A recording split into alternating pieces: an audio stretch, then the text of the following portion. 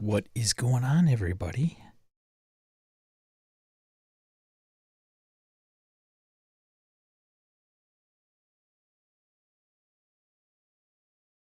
What is going on? Am I coming in? What's up, Dan? And I appreciate the share. Can you hear me all right? I just want to make sure. Never, ever know.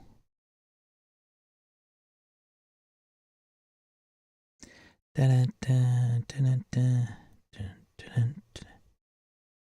we go. It's working. Sweet. Batting 1,000. Harrigan. Thanks for the heads up. All right. Why am I saving a document?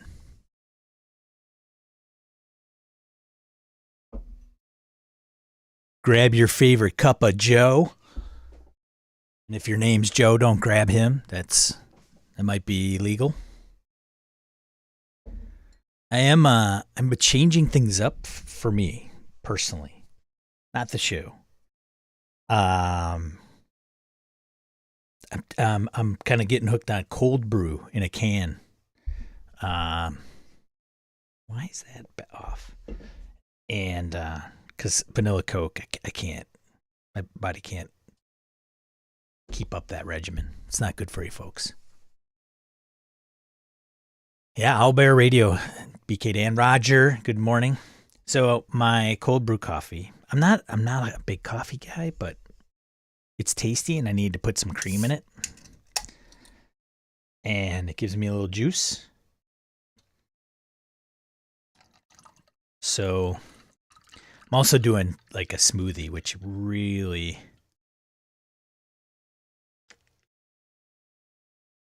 leaves a lot to be desired. A lot of flaxseed. Yeah, that cold brew's like black, and I can't do that. So give me some cream, baby. Which I know cream is not the greatest for you and health-wise, but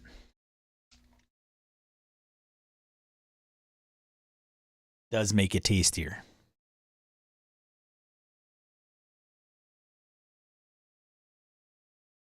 Excuse me while I take a sip of this before I make it a complete disaster. All right.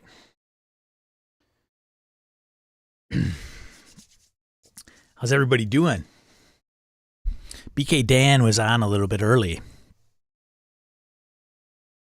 Thanks, Dan. Sent me a link to a Reddit post. Might be interesting to talk about. I haven't read the whole thing. Got stuff on my desk. William, good to see you. Morning. Grab a seat. Scoot up. Scoochie. Hope everybody's gaming, having fun. What you playing? Let me know what you're playing out there. What are you playing? Any new games? Any cool stuff? Any crazy player stories? Herman, good to see you. Morning.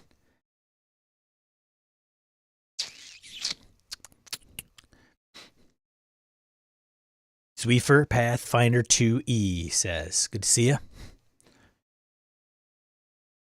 One singular sensation everywhere you want a game. One. Should we talk about it today?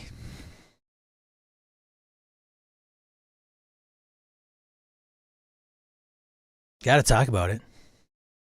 Anybody download the play test yet? Look at it. One. It's got a catchy tune, right? Got to tweak the lyrics a little bit, maybe. Like them gams. Still got it. One. Singular sensation, every little RPG.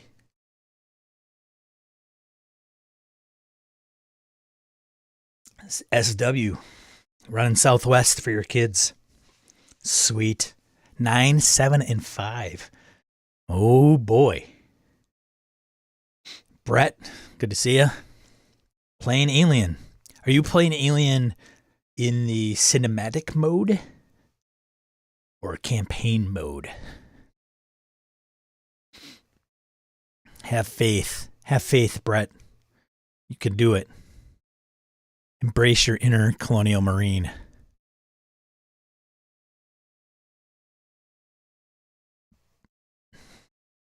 Cinematic to start. Okay.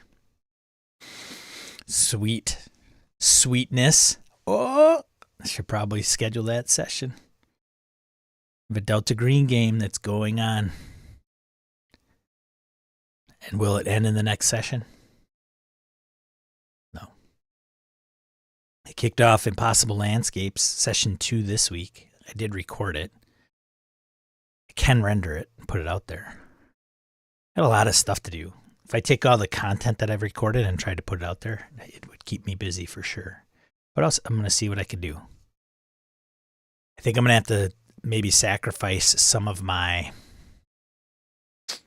how do I put it? Not standards. Maybe standards. But I might have to sacrifice, like, I might have to cut corners, folks. I have to cut corners. One. Singular sensation. All right, let's do this. You got your cafe. Well, let's start with,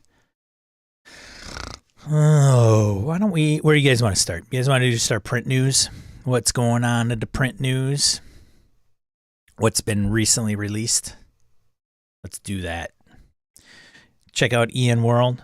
Thanks to EN World for doing all the hard work for me and allowing me to mooch off your efforts. Check out EN World.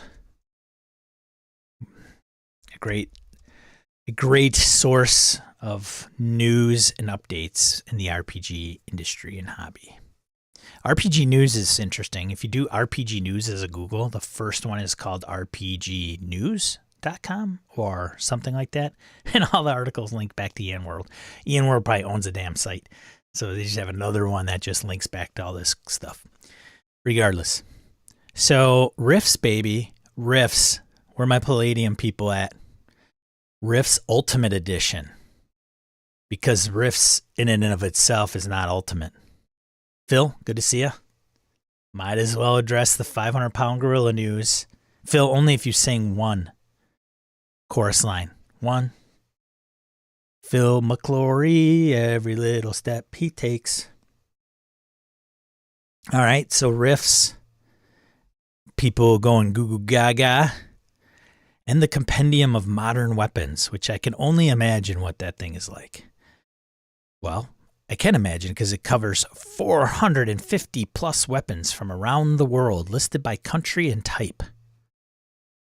106 small arms, pistols and revolvers, 92 military-grade rifles, 68 submachine guns, 43 anti-tank weapons, 38 hand grenades and pyrotechnic devices, 28 machine guns, 25 grenade launchers, 13 shotguns, 17 anti-aircraft, light support, and mortars, 21 armored vehicles, 17 types of body armor, flamethrowers, explosive ordnance disposal, and riot control gear. And that's not all. Plus some bayonets, special magazines, scopes, and accessories. Historically and technically accurate, suitable for most game systems. So apparently you don't even need, it isn't, I mean, it's by Palladium, but you don't necessarily need it for Rifts, I guess. Like you could use it in some other games. Well, there you go. Necropolis.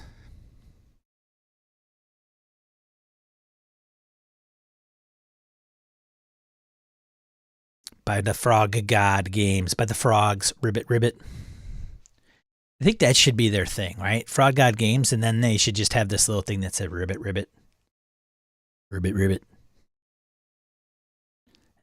think I should get Edwin Nagy to start doing that. Ribbit.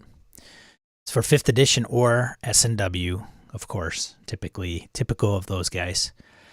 It's designed for a party of 6 to 8 seasoned characters starting between 7th and 9th level and will challenge even the most experienced players.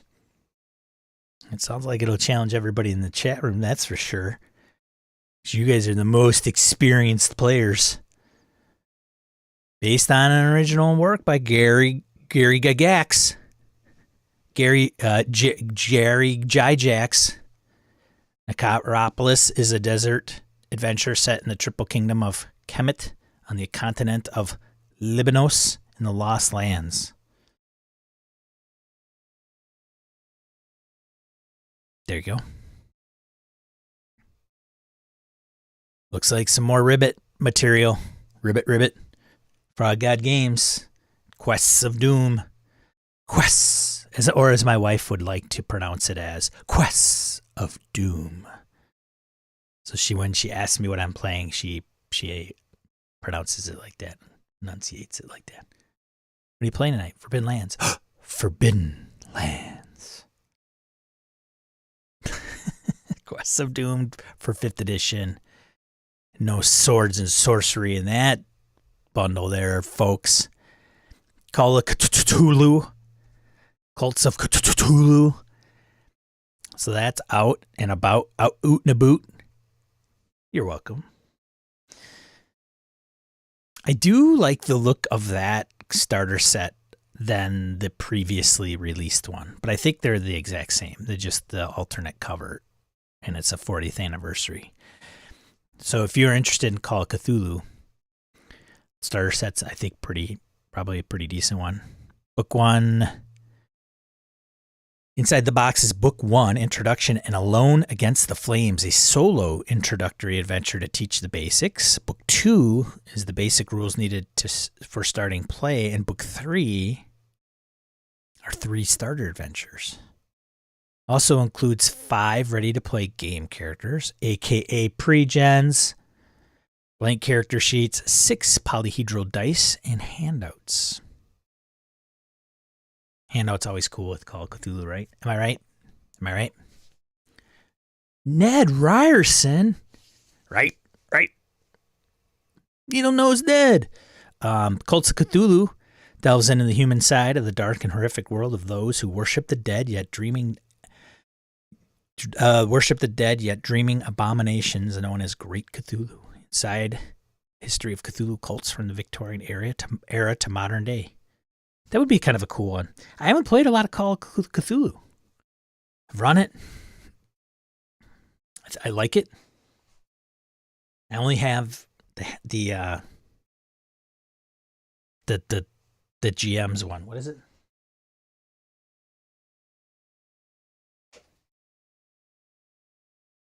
Keep a rulebook. Drago, I see ya. Good morning. Cults of Cthulhu is really good. Makes creating detailed cults easy to build. Yeah, I could see that being a good resource book. Almost like a magic item ships book for some other role-playing games, right? Like that. Cults, Cthulhu, probably a good source book. DCC. Chanters in the Dark and the Book of Fallen Gods. Softcover supplements. One is from DCC Day. Oh, they're both from DCC Day. Deep below Erareth and stranded on a dark, stony beach, the PCs must deal with beastmen, strange growths, and the caretaker if they wish to escape. The PCs must uncover the Chanters in the Dark secrets if they ever wish to see the sun again. The Book of Fallen Gods introduces 7 new gods with powers ranging from love to destruction. DCC. So the ones on the Book of Fallen Gods, you could tell, is Michael Curtis, Daniel Bishop, Bob Brinkman, Brendan LaSalle, and Marzio Musdeer. Sorry, Marzio. And then the other one is Chanters in the Dark, which is a level 1 adventure by Daniel Bishop, looks like. So cool, man. DCC is so cool. Vampire Masquerade 5th edition 3rd printing, not to be mistaken for something built for 5th edition. Hardcover rulebook, storyteller system. Vampire the Masquerade. Still have not played Vampire. What you do? Beyond the ring of my toilet. Just kidding. You can tell the caffeine's kicking in, folks.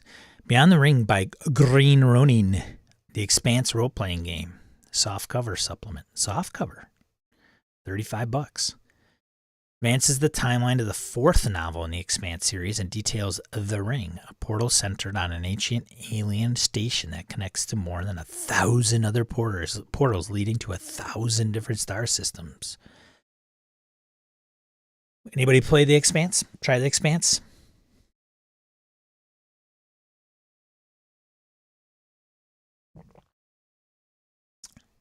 Boop, boop, boop, boop, boop, boop, boop, boop. The new VTT they are hyping does sound very glittery, if it will work. You guys ever do you guys remember Gleemax? The demo they did at Gen Con? Gleemax, bring it back. I wonder how much of the 5e crowd is now online versus face-to-face, and what are the projects for each in the future.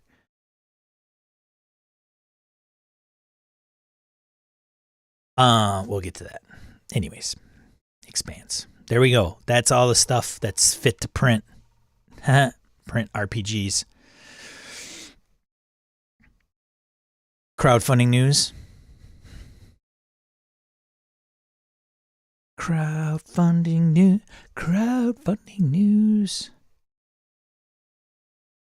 Oh, they have a cult in the Cults of Cthulhu modeled after Scientology.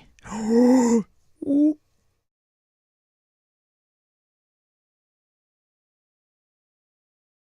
I'm sure it was hard to come up with. Clam Bake. Tales from Sina Una. From Lucia Verspril. Versprilli? Oh, man. Names, I'm telling you. End date, Thursday, September 1st, 2022. D&D 5th edition. It's an adventure. Looks very pretty, if I shall say. Kind of got that watercolor cover look. Most popular pledge is $50 for print and PDF, because I imagine if it looks like the artwork here and it's throughout the book, it's probably going to be a very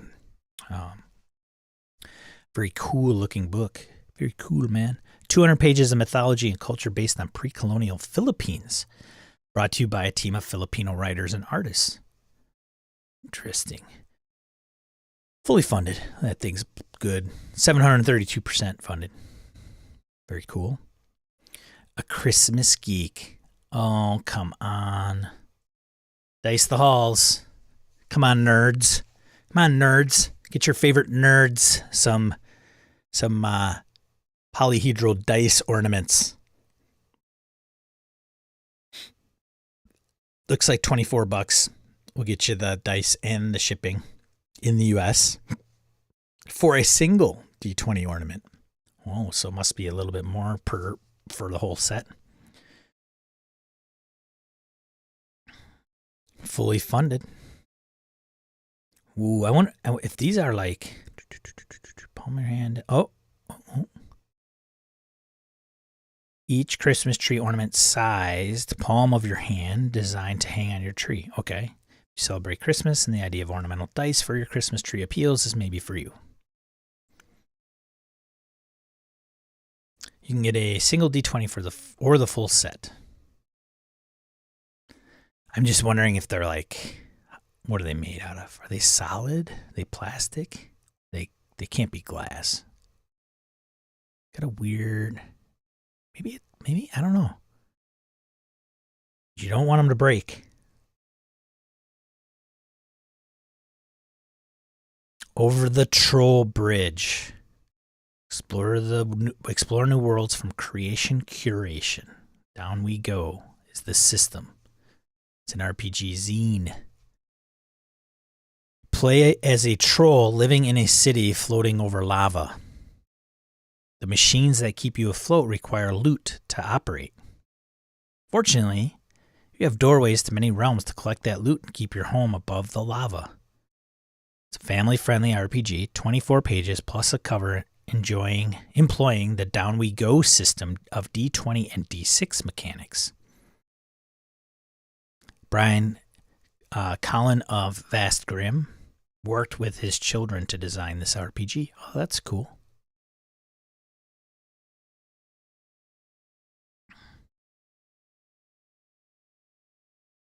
Yeah, that's funded for sure. Is it done? Might be done. Yeah, Friday the 19th. So it ended yesterday. So hopefully you can get it somewhere else other than the Kickstarter. Living Room Heroes by Rob Hessler, RPG zine. It's a collaborative storytelling RPG in which the objects around you have fantastical histories. Each player picks an object and tells a history that ties into another object, working from the oldest object to the newest. Gives a deal of pedigree to items that might be mundane.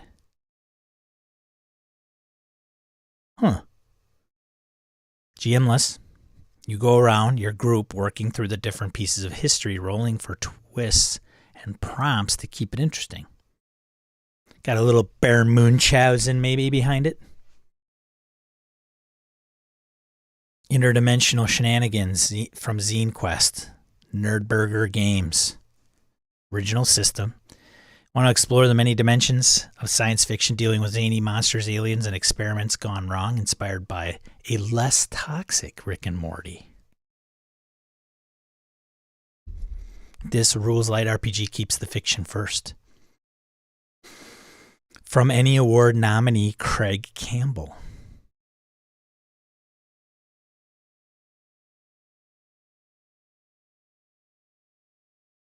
It's funded. It's got 3 days to go as of this recording. Oh, what is a new Kickstarter segment without a Mothership thing? Mothership product. Galaxy of Death.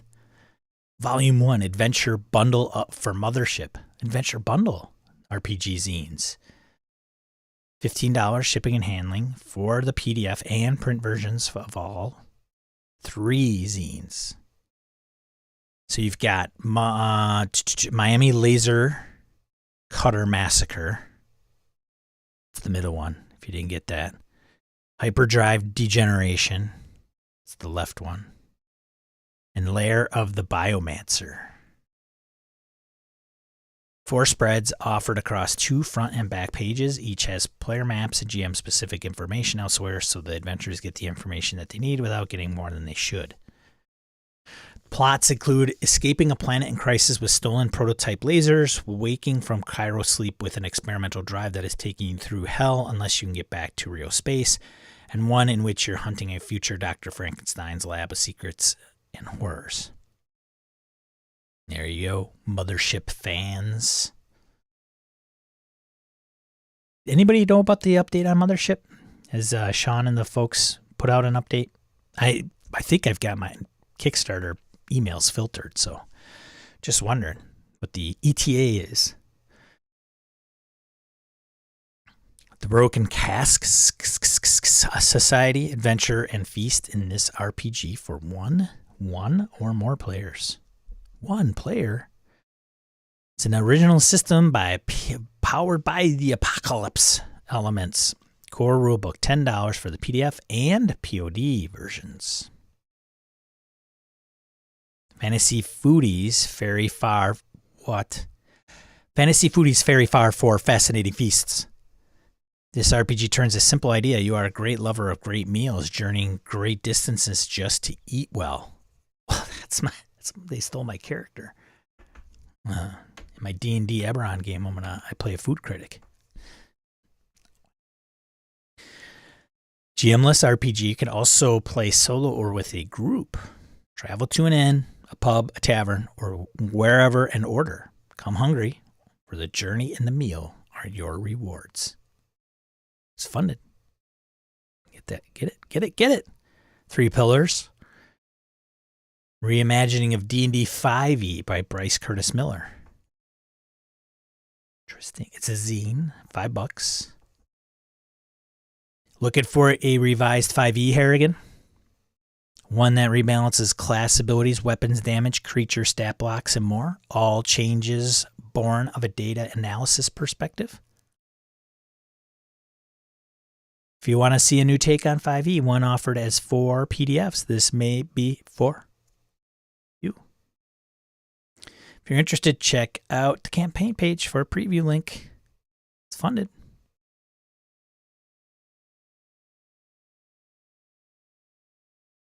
That's it.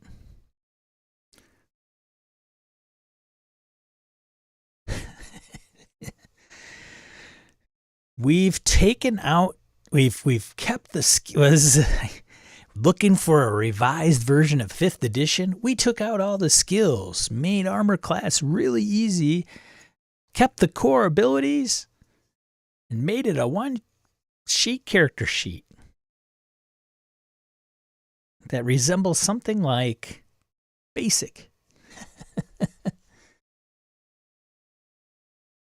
All right. Last Mothership update was in August. Well, we're in August. So, good. Is it this August or last August, Phil? Shit, man, I can't even remember when it started.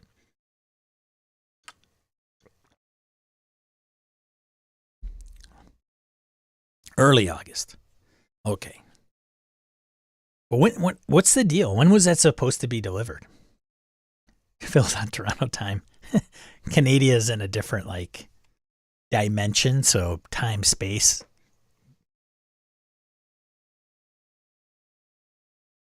Big time, boys. Hey, boys. All right. That's it for those. I ordered this. Call it an impulse buy. Dragons of Deceit.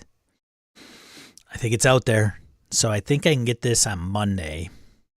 I'm actually going to read it. I'm not going to audio it. What the hell? What the hell? Yeah, I know. I don't know. Maybe it'll take me back. Maybe it'll take me aback. Maybe it's nostalgia calling to me. Maybe Margaret and Tracy's writing has maybe changed over the years. I don't know. What's up, Laramie? Laramie's lurking. What the hell? What the hell, man? Let's go to Kryn. Who's with me? Want to go to Kryn? Huh?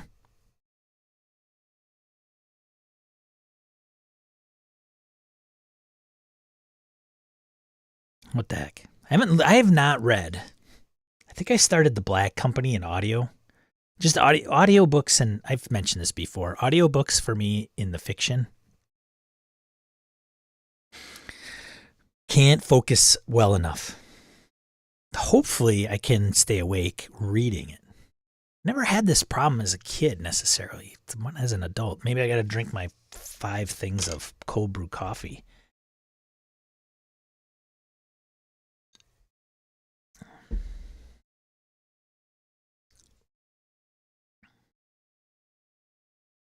Don't drive, Laramie. Anybody else getting this? Come on. Nobody in the chat is interested in maybe picking this up and reading it?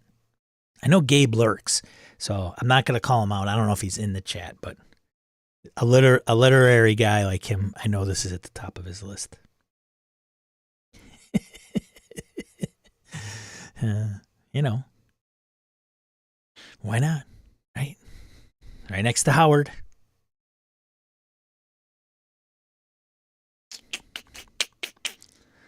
We'll see.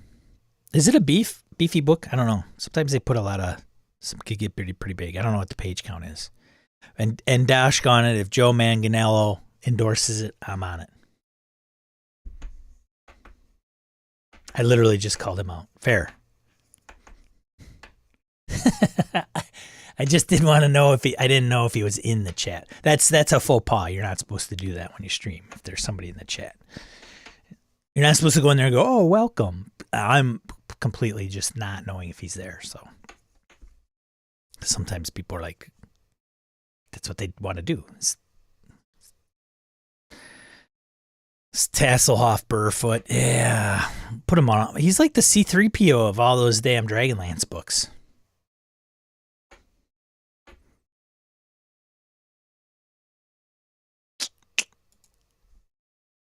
One.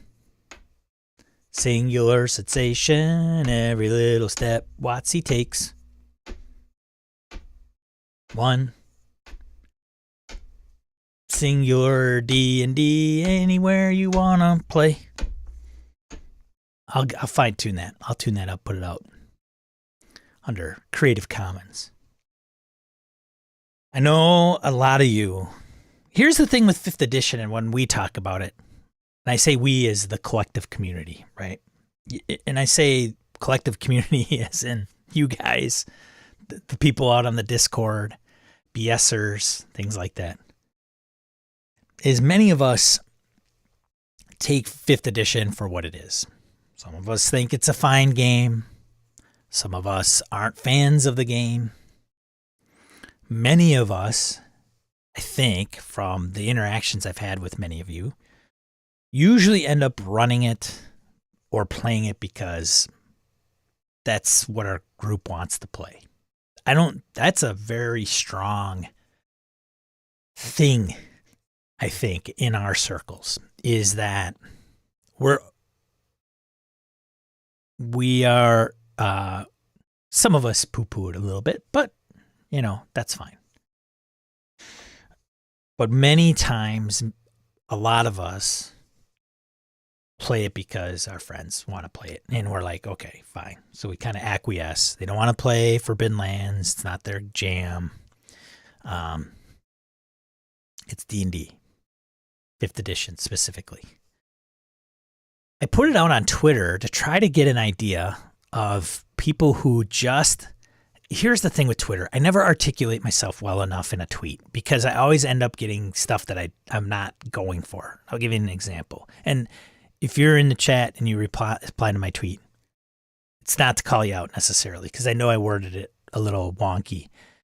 But essentially what I was trying to do was go out to the people that have only played 5th edition. And that's like their first game, their only game, and said, hey, now that they've announced this, the D&D 1, if you are in the dark yet, or 1 D&D, I should say. And it's kind of like, hey, man, this is becoming a more real thing. They're putting out more playtest material. It's going to maybe change.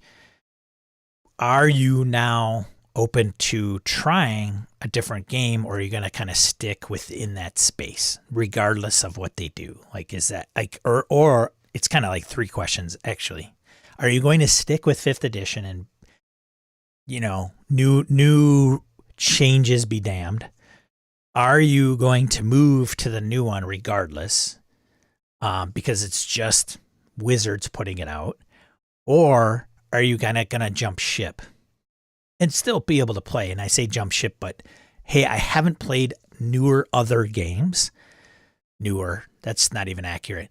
I haven't played anything else but 5th edition, but now I'm open to doing that because of the current landscape. And of course, everybody I got to chime in have been playing role-playing games for, 5, 15, 20 years. And they'll explain how they,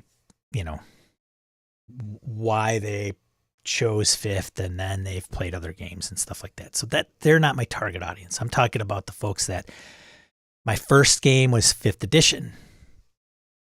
I've only played 5th edition. Maybe one shots at a convention, but I always end up going to 5th edition, wanting to tap their brains to find out where this is going to go in that space.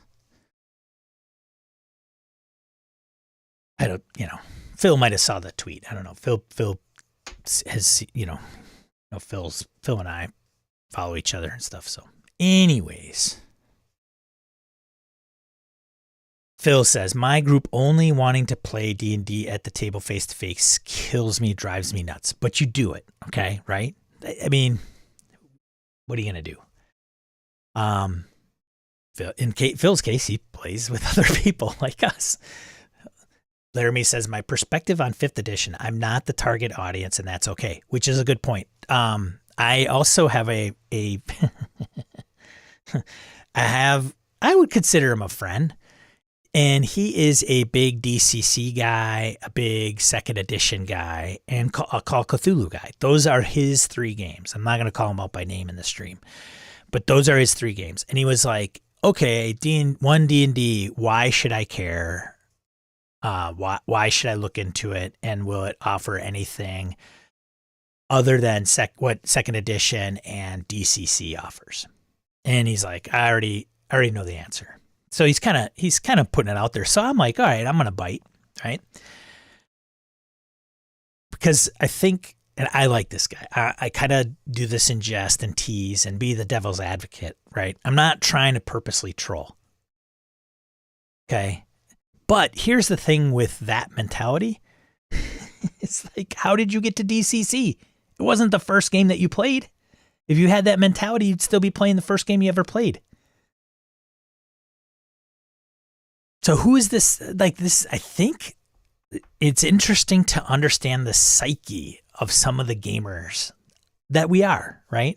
Like, I think there is an underlying, it's done by Wizards of the Coast. They've done 3, 3.5, 4th, 5th, and now 1 D&D. So ever since the days of 3.0, I've written them off. Okay.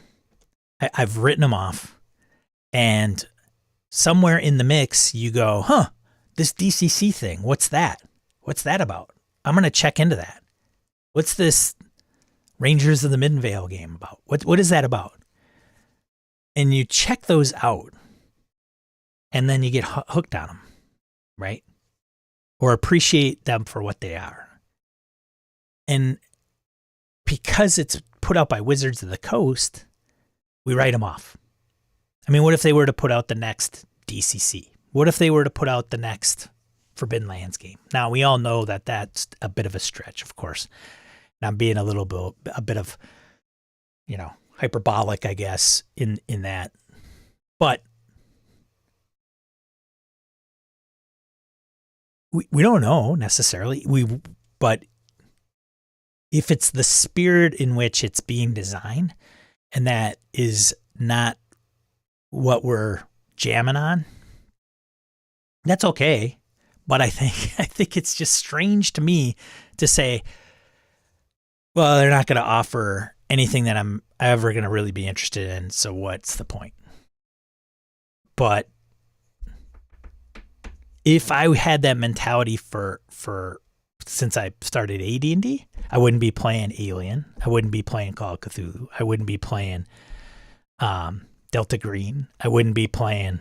I mean, some of those aren't even the same genre. So one could argue, yeah, I'm going to play Delta Green because it's modern and it's got some mythos in it. So it's it's not even fantasy. But does this make sense? Am I completely off my rocker? Are you guys even following me? You don't have to agree with me. Just do you understand where I'm coming from? I don't know. Laramie says, my friends play what I offer to run. You want 5e? Go ahead and run it. Sure. Thank God for online gaming in BS Landia. It's saving my gaming life. Without it, I wouldn't be playing Forbidden Lands at Delta Green. BK Dan says, my group plays 5e mostly. It's the most / easiest accessible. Sure. Dorigo, 5e. It's a great game that I hope to never play again, and that's okay. Sure.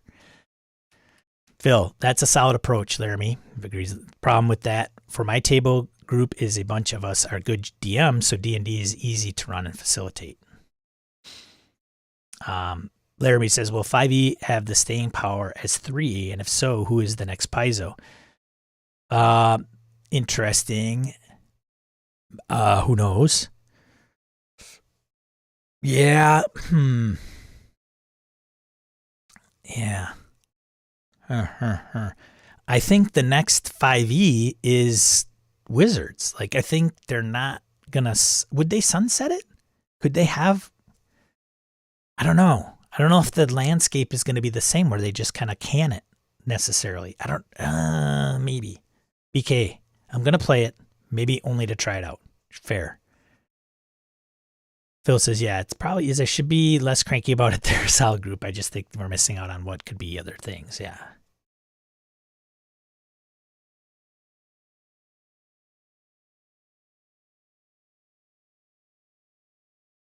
BK, Dan, and Sean, I get it. You're making sense to me. Okay, thanks, Dan.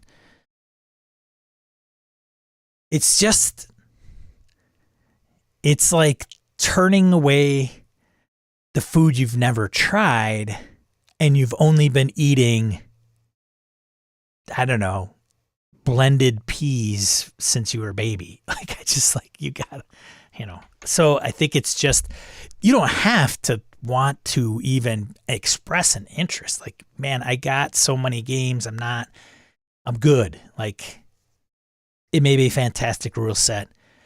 So so you look at that conundrum and you go, well, why won't other 5e players play other games?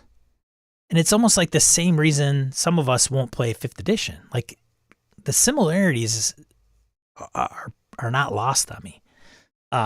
If you really think about it, right?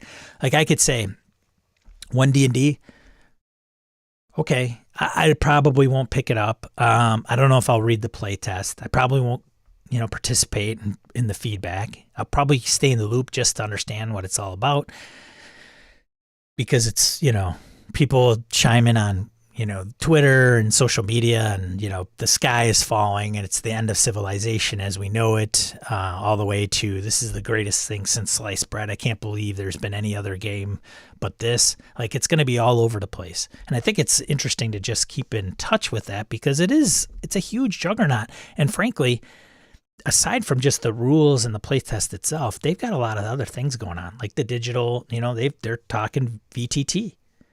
And I'm going to guess that it's only going to be for 1D&D. You might be able to incorporate prior editions, maybe 5th edition. I don't know if you'll be able to change kind of rules, or even if you need to, like how robust it's going to be.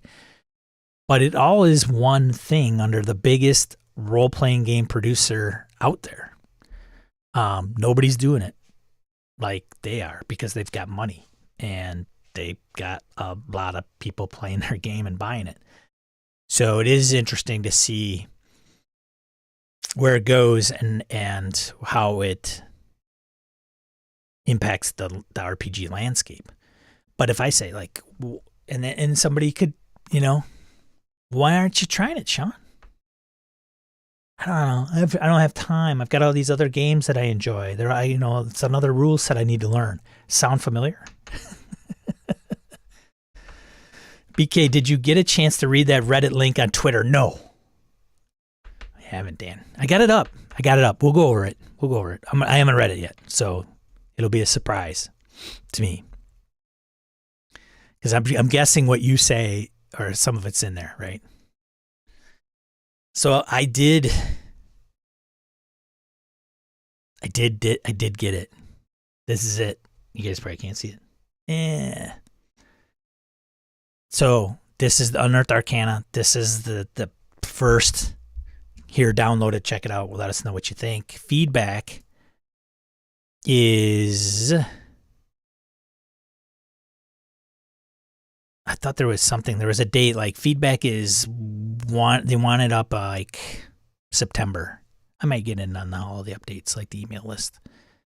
2nd of September. So the feedback window will be open from September 2nd to September 16th. So 2-week window to digest pretty much this, which is, just so you know, a 21-page document. I'm not going to go through it all, because I'm sure there's a lot of people here that could do it themselves. I don't know if I can link to it. It is funny, not funny. So somewhere when I went to get all this, it took me to D&D Beyond.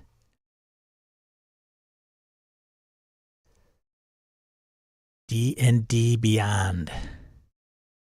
where I started out on the D&D website.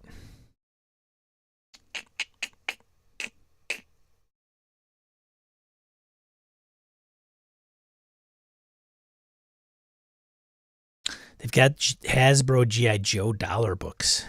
Yeah, but so weirdness arises. So they have the rights to G.I. Joe, right? Hasbro does, but they're not doing the role-playing game. Like that whole thing is weird. Like, hey, we got the license to do the RPG, but not licensed to do the card game or whatever, like Star Wars. Oh, yeah, and I actually had to log into D&D Beyond. As a matter of fact, you're right. I'm going to read it. It's 21 pages. I should be able to soak this up. The only thing is like, yeah, I don't know. Like what, I don't know if 5th edition so well where I could go, oh, no, they did this? Like, they're not going to tell you, hey, we took out this. You're just going to have to notice it, and you're going to get it online. Like, hey, I heard they took out the modifiers for races, and they're still calling them character races, right? Where I think, what does Pathfinder call them? Do they call them species? Ethnicities?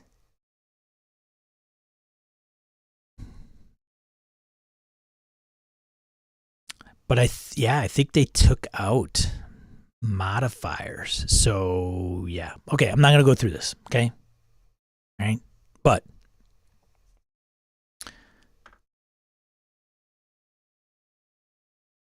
Shadow of the Dragon Queen bundle also came across. So this must be the Dragonlance book, right? For $60, you can get it for print and digital. I only bring this up because Dragonlance, if people are fans, right? And it is going to be is it one of the first game books tied into D&D Beyond? No, it's not. That wouldn't be accurate. Because I'm sure they have the, how do I put this? Is this the first bundle that they've advertised together since D&D Beyond? So is this the first release? Because Radiant Citadel was under production before the sale of D&D Beyond, I think, or the acquisition, if I'm not mistaken. So this release date, December 6th, 2022. So it is interesting to understand. What's the deluxe? Whoa, Kira Deluxe. $155. But it is interesting to see how they're starting to maybe market this stuff and tie D&D Beyond. So if you get the regular, let's say we'll just go conservative here and get the regular. That includes the pre-order. Okay, so this is a pre-order. Grants you early access to Shadow of the Dragon Queen on D&D Beyond starting November 22nd. So it's like 2 weeks ahead of time. Shadow of the Dragon Queen printed adventure book, which probably will ship. And then the D&D Beyond digital copy of Shadow of the Dragon Queen. Notice it's digital copy, not PDF. So you will get that in D&D Beyond in the format behind the gate.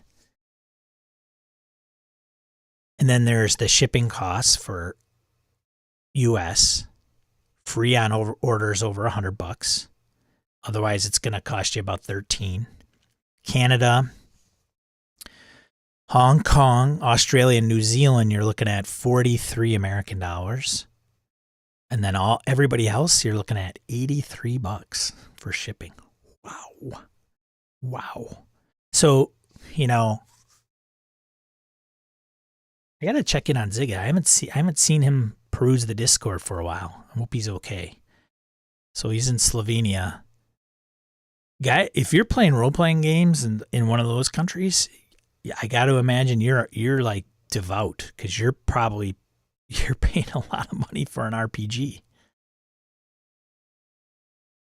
We should get into smuggling. Should we get it? Is it worth it? He's an RPG smuggler.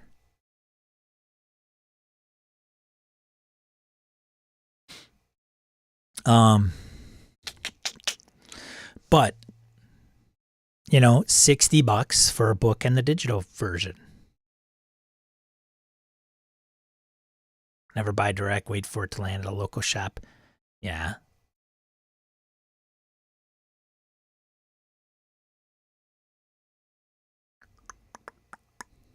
I gotta sneeze. Coming on. Oh, pardon me. So I thought it was interesting. It was like at the top of D&D Beyond in a banner. And I'm like, all right, what's this about? So early access, 94 days. And of course, all the influencers will be unboxing their stuff early and ahead of time and showing off all their goods and wares that they probably got for free from Wizards. Look what Wizard sent me. Oh, whoa, I was so surprised. What are you going to do? What are you going to do? Thanks, BK.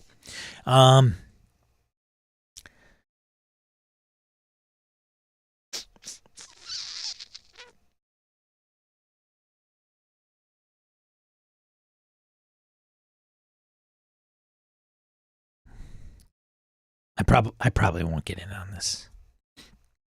Of all the books that have been out in the last, God, I don't know, since, I don't know, Curse of Strahd, I think this would be an interesting one.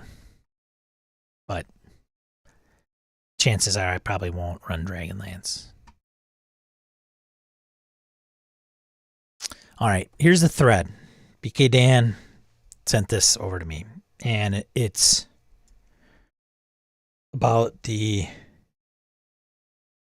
kind of like, hey, here are my thoughts on this. Is Wingless Valkyrie on Reddit. I'll put a link in the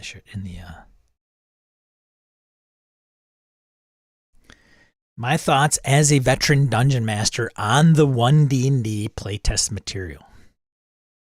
So he's already, looks like he or she's already gone through it.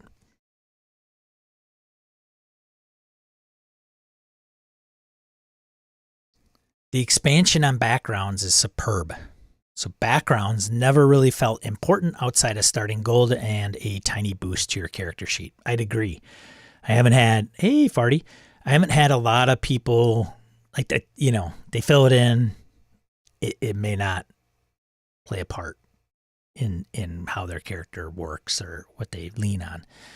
The new changes add so much to make backgrounds feel far more important to your character overall. So they don't stipulate how, but you can probably look at the sheets. If you're just joining, Farty, I'm just, BK Dan in the chat supplied this Reddit thread for somebody who's kind of chiming in on the newest news of 1D&D and their thoughts, and he thought it was pretty interesting and worth discussing. So probably a few discussion points. Number 2 on his list, I've never played a game where the optional rule of feats wasn't allowed.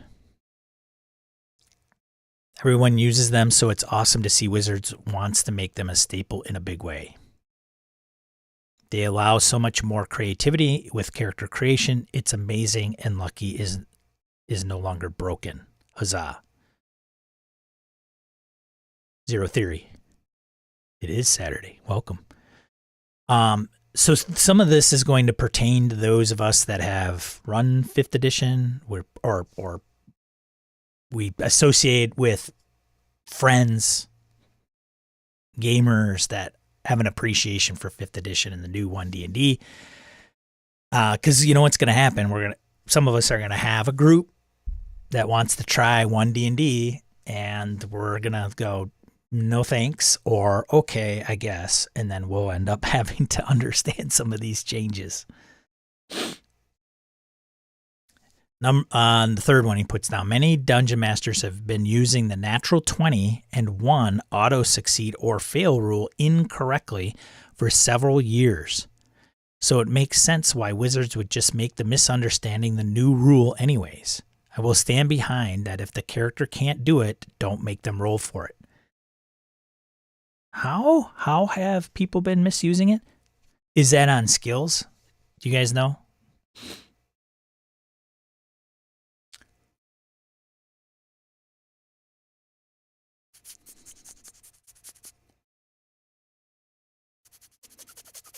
Skill checks.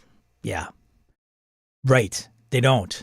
That's always so interesting because that was a big thing, I think, with a group of mine that were playing. It was like, I rolled a 20. That doesn't matter on a skill check. Oh, that's true. That's true. Come on, Harrigan. You watch. Some of these things are going to... Here's the thing. I'll keep Harrigan in the loop, right? This is how I'll do it. Harrigan, some of this might have been pulled from some of your favorite games.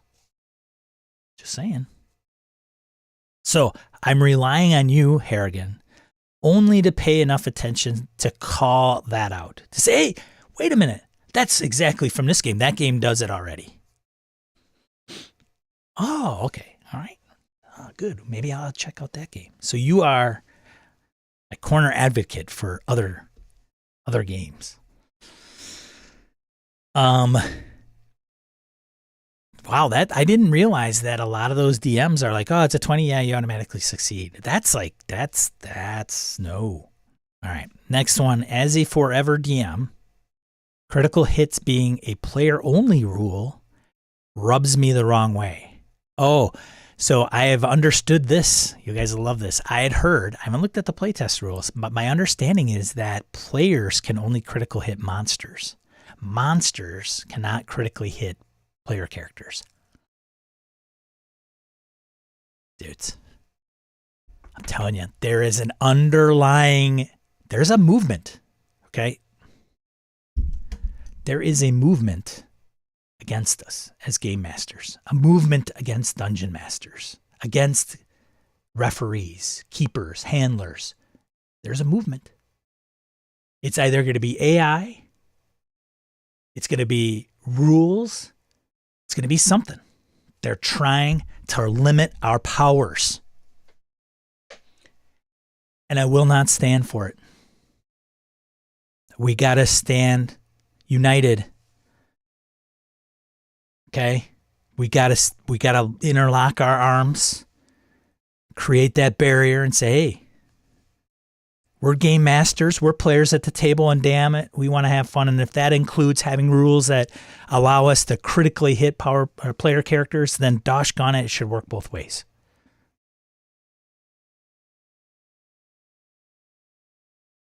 There you go. Did you just call me out for making a stand?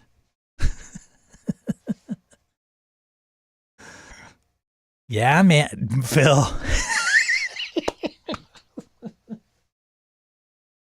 I think I'm going to go through the play test just so I could see how crazy I can get Phil to just like have him explode.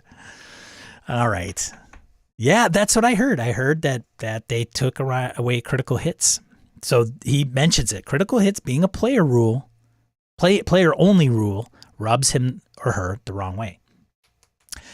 I understand why, but don't agree with it. I want to be able to celebrate my natural 20s just like players do. Your players are the most important, but a DM's fun should also matter. I said it here without looking what he said.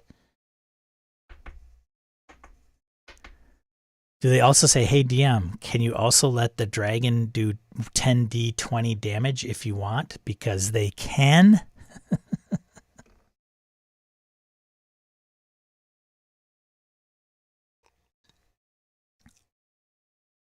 All right, guys, I'm going to roll damage. The stat block has 10d20. Can I roll all 10? No, you can only roll 5. Oh, all right. Click.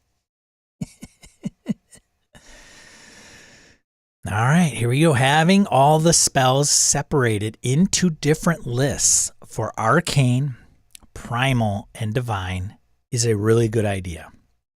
Makes sorting through them easier and building your character and choosing spells much faster and simpler. If they're just doing that as a format change, then fine, whatever. They used to do it by, like, they used to do that anyway, right? In some of those, I can't remember if it was it third? There's some other games that were like, here's the school, like spells by school, spells by level, you know. That's fine. No big deal, right? Okay, you made it organized. It organizes it better.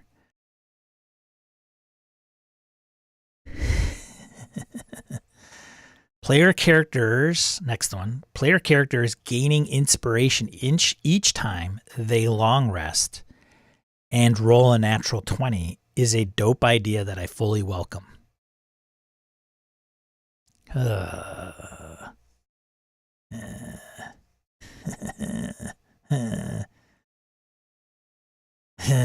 going to be long resting all the time. Are they? I don't know, man. So you're giving them inspiration? So is it they could do it over and over and climb like it accumulates? I got to read that rule.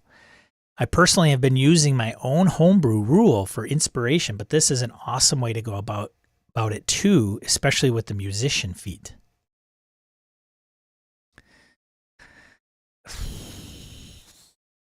Here is my problem with this one. Without having read the rule, okay, just going off what this person has put out there. Giving more. It's like, I'm going to give you more. So long rest, what does it do? Well, it you heal all your hit points that you're down. Right? I got to look at the damn rules. I'm a crappy 5th edition rule guy. And if you roll a natural 20, you do double damage. But that's not all, folks. You get a point of inspiration. So you're gonna, with rules, if you give them, now, in all fairness, a lot of this is playtest stuff. They could change it and remove it too. So let's not say it's fully baked here, okay? We should probably all be aware of that. But in games, if you have a risk-reward system or in a system that does incentivize certain things, that's what players are going to do or gravitate to. So if you give them an incentive for long resting, that's what they're going to do. It's going to be only one inspiration accrued at a time. Sure, at a time, right? So if that's saying that, well, I'm going to long rest, then I'm going to long rest after that. I mean, is there like one long rest is allowed per 24 hours. So they could rest twice in 2 days because they got their butts handed to them and they get 2 points of inspiration. I don't know. Why? Because inspiration was given to, like, it was very open-ended. It was like you could award it for anything. Good role-playing, a quip at the table, spirit of the game, whatever, right? Always forgot to hand out inspiration. Yeah, it could probably get lost. So maybe that's the reason, Farties, like, we as dungeon masters like put it on the back burner, and players would be like, I played with Farty and he never gave me inspiration. It totally sucked. This is one way to do it. It's like mechanized, so you cannot not get it. Right? It's not on the GM to remember. It's put it on the player. I long rest. Oh, I get an inspiration. Yeah. All right. Nothing like getting your butt kicked to be inspired. Oh, you can only have one inspiration at any time. Ooh, did I know that? I thought you could have more than one. Maybe it's good. Okay. Chat's kind of like out of sync with me. Is that new in the playtest? Is you could only have one inspiration at any given time? Or because I think 5e, you could have multiple points of inspiration, right? You could have more than one. This is from 2D20 games. Got it. There, see? Harrigan playing his role. Appreciate it, buddy. Oh, you will not forget to use inspiration points as a player if you are like dying. Like that's when you're like scrounging your character sheet, right? Shit. Let's see what. How many points of damage did you do? 150. Shit, man. I'm at negative. Yeah, I'm at negative 149. Death saves. Okay. Right? Inspiration used to make you auto succeed.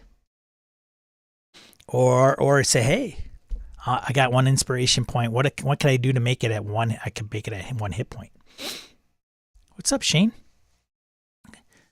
Inspiration rolls overextended downtime periods, say 1 month. Is that addressed? I don't know. We're not getting into the playtest nitty gritty. We're literally just going over a Reddit post that somebody had absorbed some of the highlights and are commenting on it.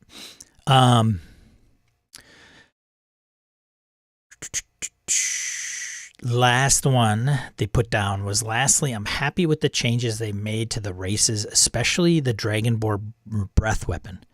I'm really excited to see how players feel about them. I'm hoping one of the players tries out the new Ardling race as well. There you go. So that's the gist of it.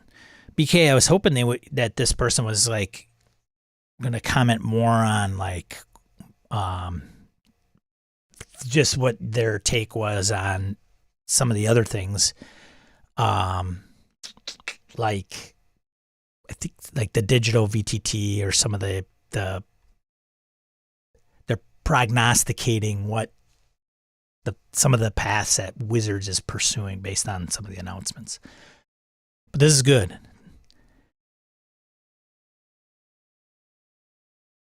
Oh, look at the first comment. Might be a dumb question, but what's the big change with Dragonborn? Well, he mentioned it. Okay, that's a good point.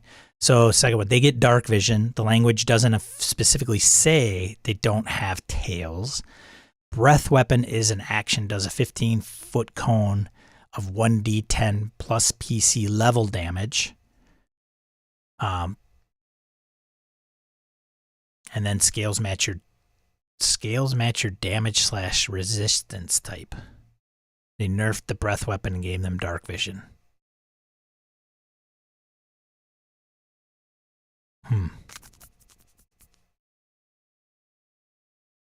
Oh, here's a comment. Says PCs actually lose inspiration every time they finish a long rest unless they're humans. Interesting. I actually like this change along with the getting inspiration on a natural 20, since it takes inspiration from here's a thing that you can do to make your game cooler into an actual mechanic that's spelled out and codified, meaning players are going to be reminded about inspiration more often, which means they'll remember to actually use it. Well, that coupled with the fact that if they don't use it, they'll have to pass it off to someone else, so they better use it if they want to. So yeah, it's all about the inspiration it's put on the sidelines, so they're trying to bring it out. I'm hoping that the no monster crits is part of a whole wave of monster redesign for the revised monster manual. I like the idea of monsters having more cool one-off abilities in their toolkit instead of being relegated to basic attack spam, especially if we get more interesting conditions to play with that keeps things interesting. The additions to grapple are welcome, and I'm hoping to see a lot more of that. They should hire that. They should hire, what's his name? Keith Anon? Is that who it is? The guy who did The Monsters Are Smart. And incorporate specific things to specific monsters, which I think they kind of did in 5th edition, but it could go even further. Some similar to maybe like lair powers or whatever. PKDan just found another Reddit talking about the digital space and possible VTT from WotC. I tweeted it at you. Okay. So when the inspiration is used, they turn the chip back in.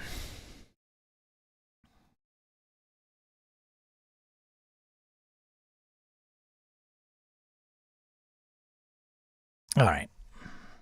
Where's BK Dan? Where's it?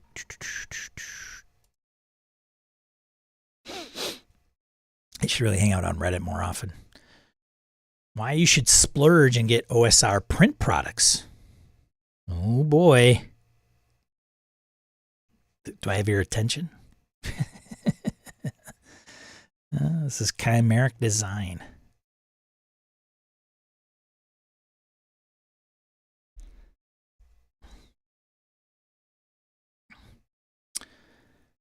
You are possibly aware that a new version of 5e is dropping called 1D&D. They are eliminating the concept of an edition. Yeah, trying to get rid of the edition wars. Yeah, here's the thing. It doesn't matter because the community can do whatever they want. Yeah. So if they box it in an edition, it doesn't matter. In favor of continuously updating rules, offering an online ecosystem of virtual tabletop service, and revising the core books. They're suggesting it's the last edition of D&D. So is this going to be the model that Apple has with the Mac and OS X? Like, it's OS X. We're just going to release changes to it all the time, but it's always going to be OS X. But there's still numbers, release numbers to it, right? And Microsoft's going to that model as well, right? Like, it's Windows. Doesn't matter if it's just Windows, right? Windows 10 is the last OS, even though they're talking about Windows 11, right? Help me out, Zero. Through the digital medium, they'll be able to change them. Print books is going to be, that's the bane, right? Like, how do you, unless you're downloading butt tons of errata, that's why digital. That's why when you buy something like a book, so say I publish a book on how to RPG, bestseller, of course, attributions to all of you. And you buy that book once, say it's like, 50 pages. And I say, hey, here's the deal with this book. It's going to be a living book. I'm going to keep adding to it, but you're only pay once. So that book, once you pay for it, I'm just going to keep adding to it. It's going to morph. It's going to kind of change with the times. It'll be automatically updated. And it may be like, maybe it'll grow huge exponentially. Maybe it'll go to 100 pages, or maybe it'll just be like a page a year. But it's going to be something new and inquisitive. It's almost like, okay, it's like a blog, but I'm going to make you pay for it. And then I'm going to just keep updating it all the time. Print books, you can't do that. Digital? Yeah. All day long. And they never have to change the name of it. They can just say, hey. Or, as us role-playing gamers are so familiar with, we can opt to include that or not. No feats. Nah, and inspiration rule is dumb. And also my monsters do criticals. What are we playing? D&D. Well, which version? 1D&D. I'm just having these house rules. So, like, is it coming full circle to like, hey, let's do A&D&D, and I don't use weapon speed, and I don't use descending armor class in my game. I do this. Oh, okay, that's cool.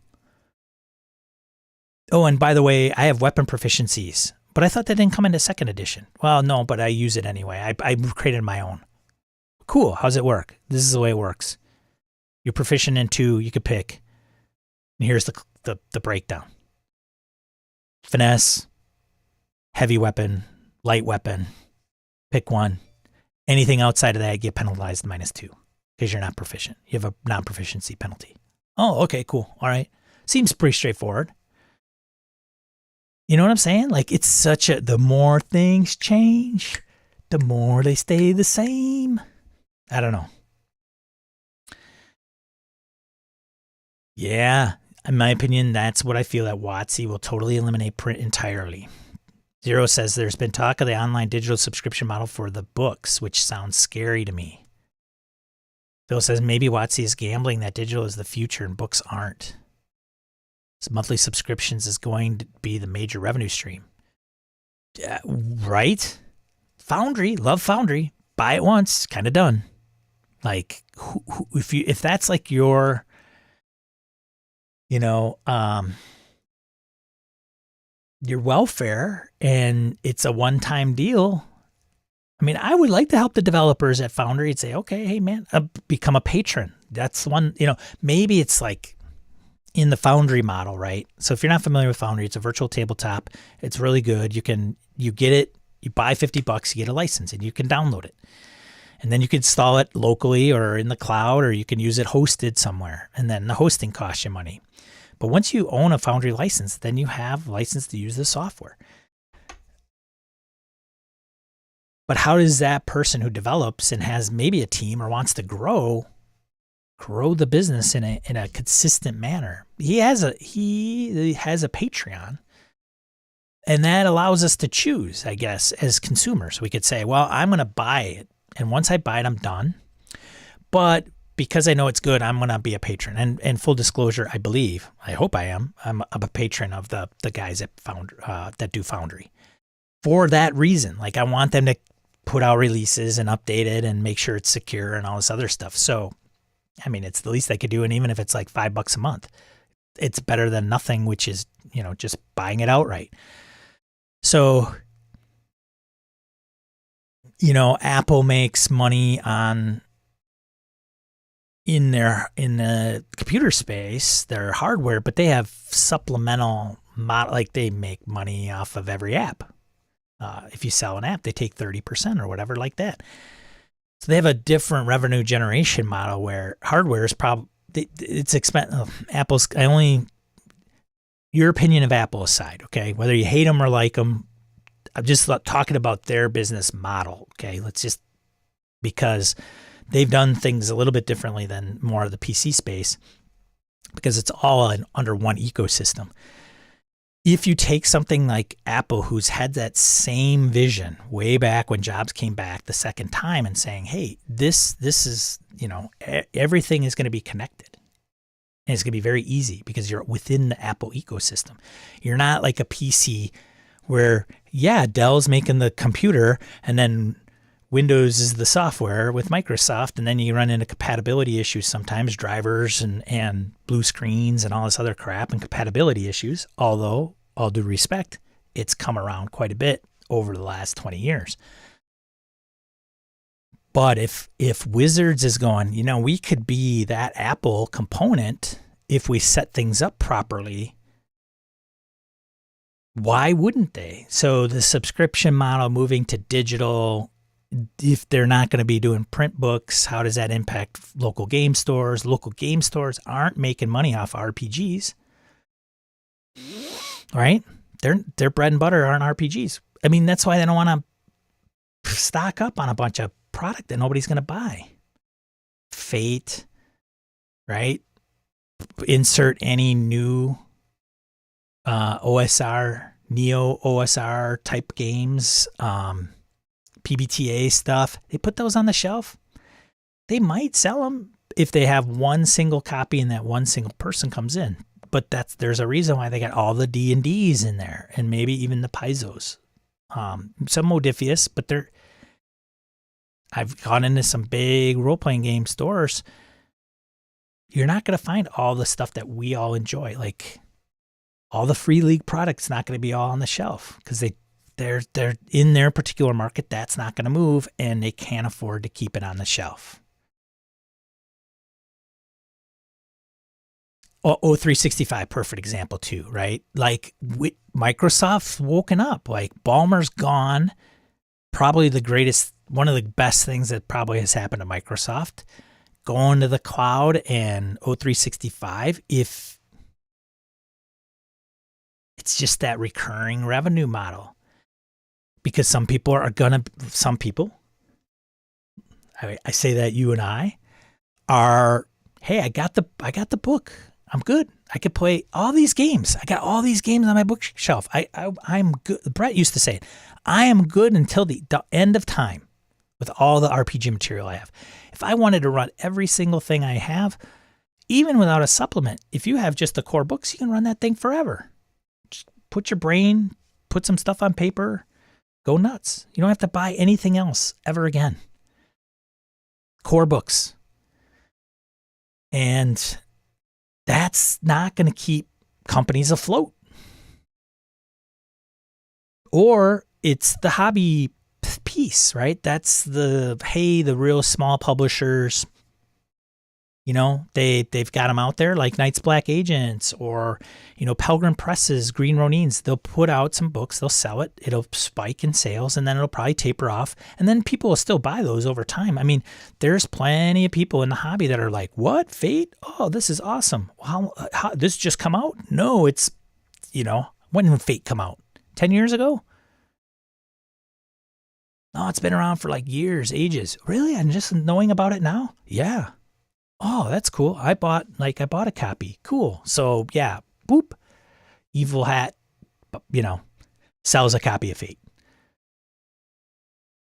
It's kind of like a little bit of the music industry, right? Like you put out stuff, people discover later in life, and yeah, they get residuals. But the music industry is a hell of a lot bigger than RPGs.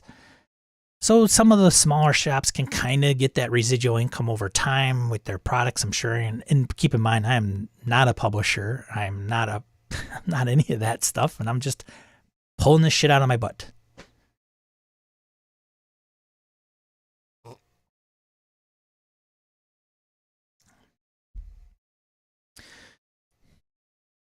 It's a good move for WotC. People are used to subscriptions. Many already pay for D&D Beyond. Books are expensive.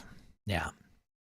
And Farty says that because he's big PDF guy, right? For those of you that don't know, Farty's mentioned how he's turned a lot of his library into PDFs, right, Farty? And any of us who have gone on Humble Bundle or Bundle of Holdings and all that bundle, whatever, and have taken advantage of those or chipped in for a charity bundle, like our PDF library can vastly outgrow our print. I think that's a no-brainer for me. Like I have many, many, many, many more PDFs than I do print. So there's something going. I mean, that's a deal, right? Yeah, same 0 theory. Yeah, 0 theory. Fate Core 2013. But Fate 2.0, Spirit of the Century, Dresden, is considerably older. Yeah. But there's a lot of people that don't know Fate exists. So they're going to buy that. Dungeon World. Holy cow. Thing's been around forever. Now, they did re-release Apocalypse World, right? Anyways. I'm going to read this out loud to you guys. I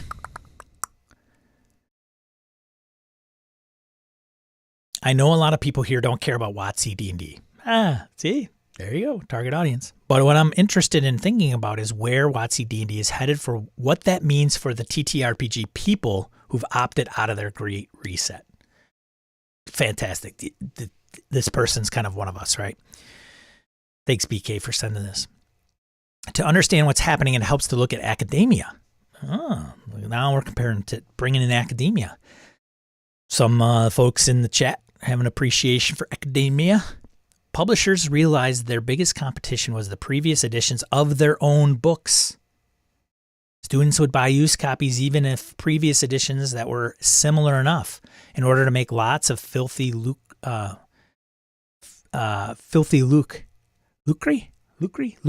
I don't even know I can never pronounce that word correctly. The publishers realized it wasn't enough to just change chapter titles and shuffle content around. Now they rent books and put content online behind subscription walls. Why? To limit competition. This is anti-competitive. It's about money. It's a way to force people to pay more for their products. Think Microsoft Office 365, which is what Harrigan mentioned. Dungeon World 2012. Thanks, buddy. Yeah, isn't that interesting? You're competing with yourself. And, here's the thing. When they talk about academia and you talk about buying your textbooks, they're so expensive, right? Like $200-300 a book. That's not even RPGs. Like, hey, our audience is never going to buy a $200 player's handbook. Let's get it over time. We'll get... It's not. I can imagine somewhere in some office at Hasbro or Wizards, there's somebody saying, "We want $200 a player's handbook. We're gonna get it. We just have to figure out how."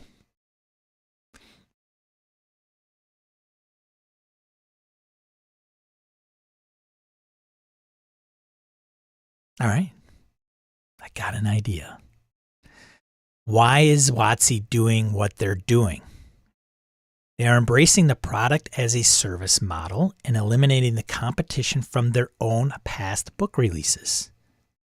as well as vertically integrating the whole online tabletop RPG experience to eat Roll20 et al.'s lunch. The point is that 5e is too big and well established to kill in one shot with a new 6e, so they have to move that massive player base to a new model while simultaneously making the existing 5e books obsolete. They are transitioning D&D to a model where there are no books or terrain or dice, and everything is on your device. You get an account, you log in.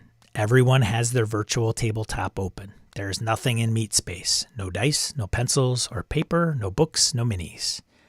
You will be able to get the books for a few more cycles, 7 to 10 years, and after that they will be deluxe slipcase editions for like $300 or a starter box set that is mostly about getting people acclimated to the online product. But no one will play D&D as an analog tabletop game anymore.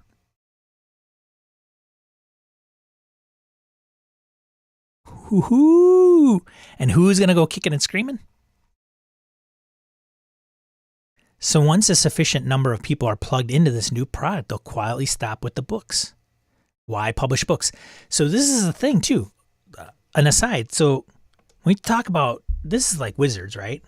So how does that impact the hobby? Well, no, all the third parties are like, I don't know what to do. We're not going to, they're going to be the boutique book, the book people, right?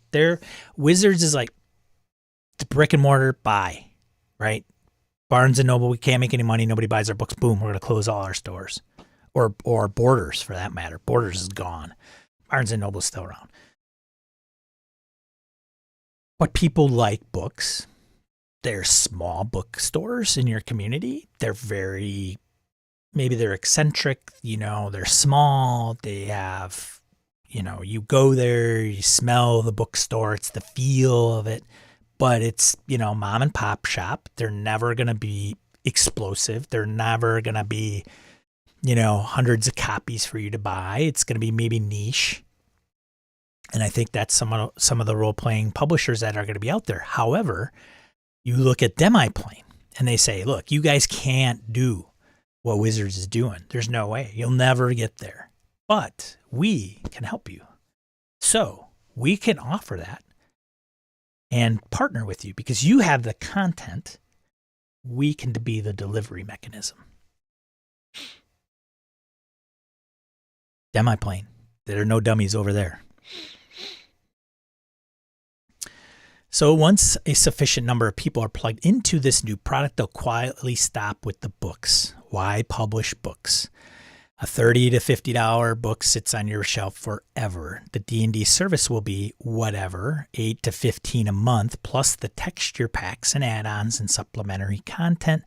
That's more money a year than a copy of the PHB anyway, which you can resell, of course. Most 5e players don't read it anyway, so what do they care if it gets taken away? Enjoy renting your hobby forever, you poor sucker. Yeah, 8 to 15 a month. Get them in the system. Maybe have some upsells, who knows? Discounts. So you pay that per month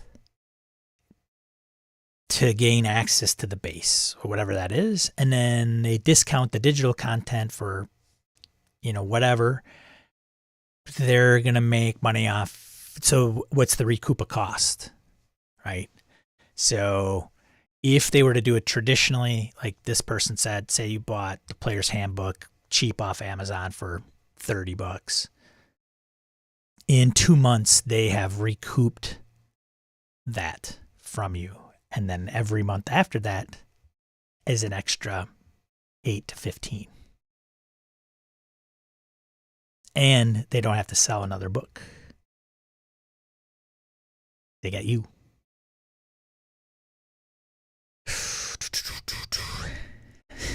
Even if I'm wrong, continues, and WotC wants to keep a robust publishing business going in principle, the post-5e crowd is going to be functionally and mechanically illiterate because they will spend all their time relying on the app and the DM to offer their choice sets and resolve outcomes. Demand for the books will dry up, and WotC will be okay with that. Newspapers don't really want to print the things anymore either, except at exorbitant rates. You know, the 3.5-inch floppy icon that is used as the save symbol in lots of software, even though no one has used a floppy disk in decades, you're going to have a button that looks like a 20-sided die. You press it and a random number occurs, and young people will be like, what is that funny looking icon? They won't know what a D20 is.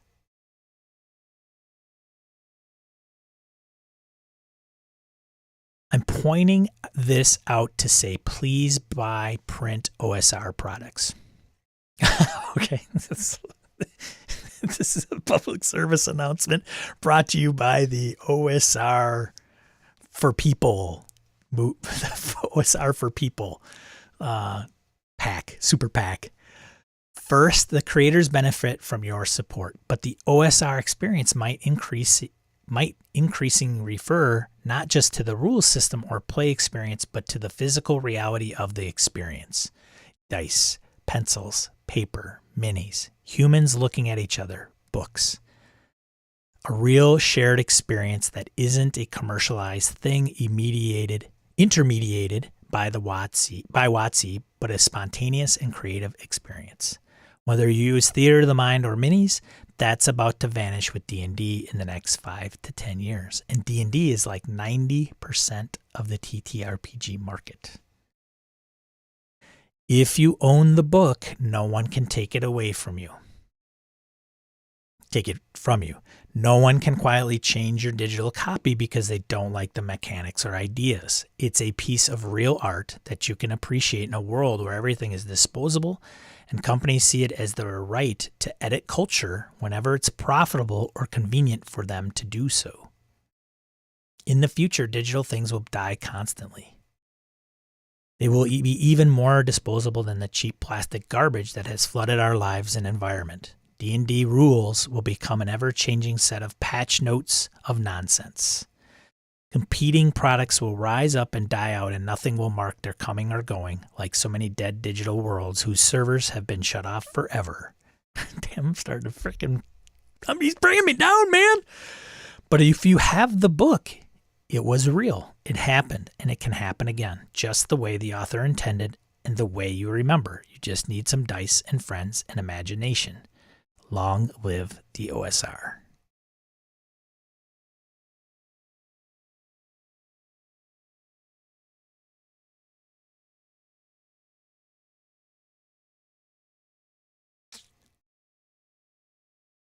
Yeah. Phil says, I won't be kicking and screaming out the door, but I'll be walking out of it. At the same time, I don't think WotC will care. I'm factored into the collateral damage from these changes. Thanks, BK. Yeah. Yeah, but it's you know, it's the revolution, right? It's, hey, it's this thing called the internet's coming around. Hey, virtual reality's coming around. Like, what is the world going to be? I mean, I'm not, hey, newsflash, I'm not 20. A lot of us, you know, grew up in this weird transitional phase. Like, hey, we know when technology was jack, like wired remotes to TVs. You know, flip the channel if you want to change the channel on a television. And now we got the internet. Like, and some of the things it provides and digital tools and, you know, information. And so RPGs, yes, you're going to have us or you or whatever playing at the table like they did back in the 80s till the dawn of time. Nobody could take that away from you. Don't feel threatened by this stuff. You'll be okay. You'll be okay. And you'll have fun. And it'll be about the memories. And it won't be because, you know, whether you read it in digital or had it, you know, you had dice or physical dice or not. It'll be okay. It's the experiences, I think, that we have to hold on to RPGs and look at them in a light that it's a fantastic hobby. And it's the product that it produces, which is those experiences. Whether you're playing on a virtual tabletop, you're whipping out, 50 pounds of Dwarven Forge terrain, miniatures, whatever, right?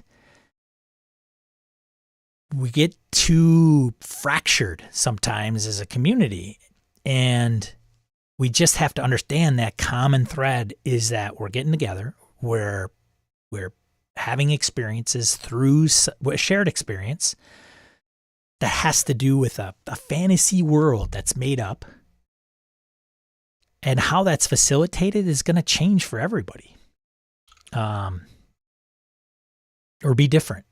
But it's the result of those things that we have to look at, fondly upon.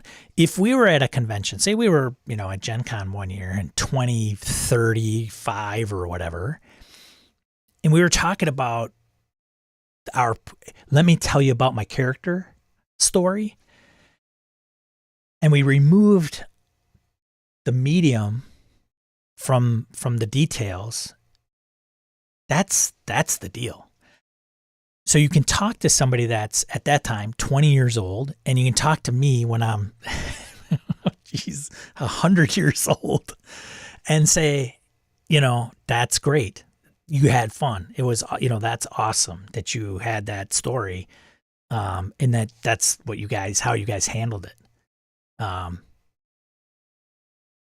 We could say like we rolled the dice and the result was this, whether it's like a virtual die or a physical die, right? If there's that randomness piece of it, maybe it's, maybe some of the vocabulary gets a little lost and a little semantics get a little lost, but at the same time, there's a randomness to it. There's some type of problem that's presented to you, whether it's by me, because I read a book, or I came up with it in my brain, or what it was, and then the players had choices to make.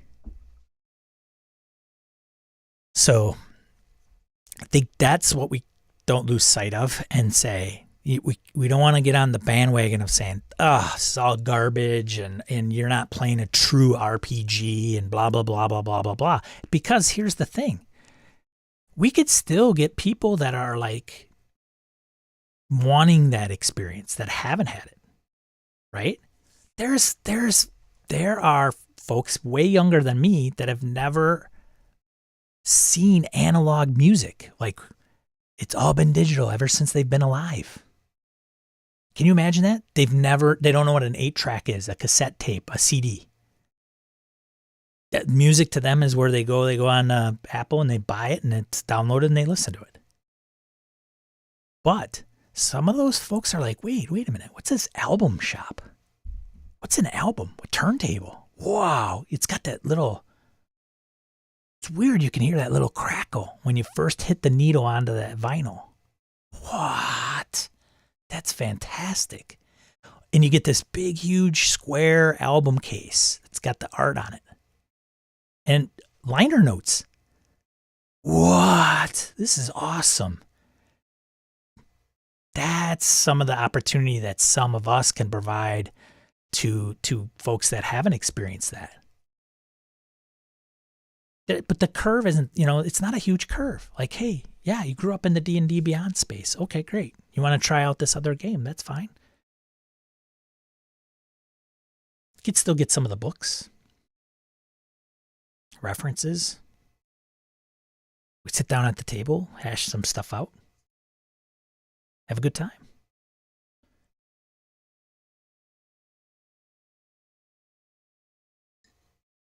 Yeah. I don't know.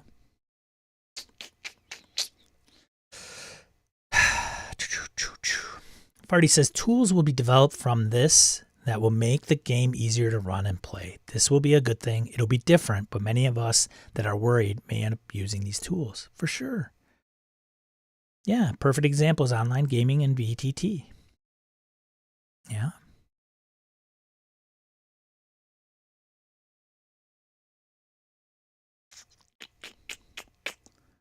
The hobby's changing.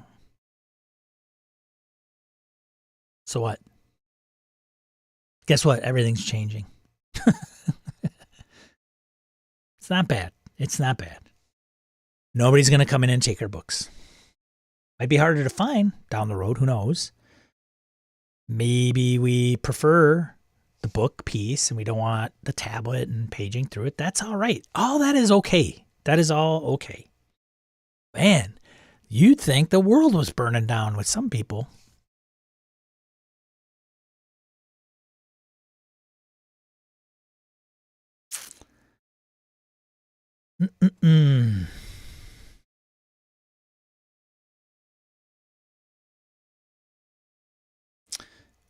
What would the other way around be? Getting people into the digital space. Those that have never used it. I use digital tools exclusively nowadays, and I'm okay with it. Easter egg moment. I just saw Forbidden Lands box on the shelf behind you. Yeah, of course, Shane. Got a few back there. So, yeah. We'll be okay. We'll be okay.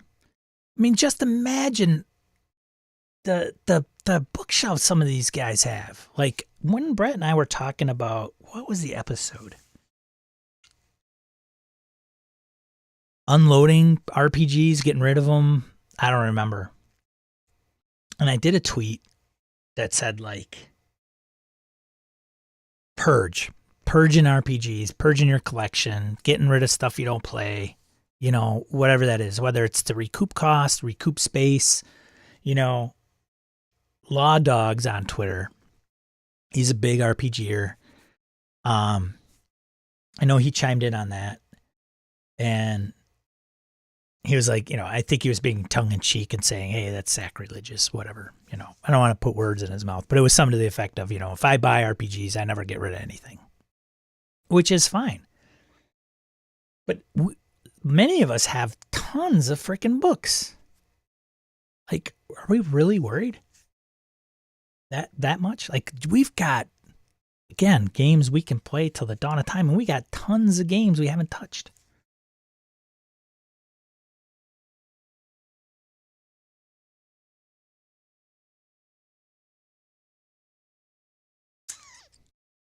Keep redundancies of your digital copies. Well, that's the whole pickle. You know, there was going to this digital and then, you know, not having, they can update that. That's an interesting concept. Like, they can just change everything and they can rewrite stuff, and you're kind of renting everything anyway, right? With a subscription model, which is something that I'm not a big fan of. I try to, you know, hey, Adobe, oh, I got to pay for use of their suite monthly. I'm just going to go to Affinity Products and buy it, and it's mine, and I own it, and it's done.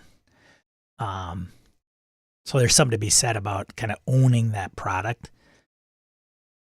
There was talks of like a digital version of some movie that they were going to change the content of.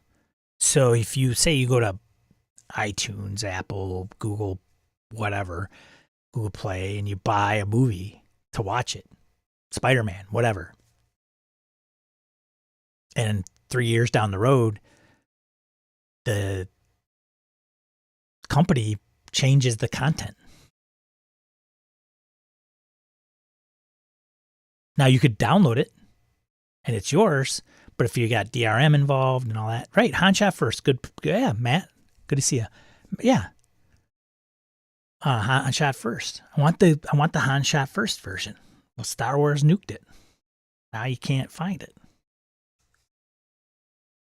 Stranger Things, that's right. Zero Therapy, yeah, that's right. Stranger Things had that controversy, like they were editing it. Yeah, shot only. He's the only shooter. You know, why is that a terrible thing? Like, but some people will find something wrong with the original cut, and then they'll change it a year down the road or something. I don't know. And that's kind of, I mean, just imagine every novel that's ever been written, and if it was all digital and they said, whoa, that's crazy, we should change that. You know, it was written 20 years ago, but we have the way to change that. we can't lose sight of some of that stuff. It's what's made us who we are, sometimes bad or good. That makes me a little nervous.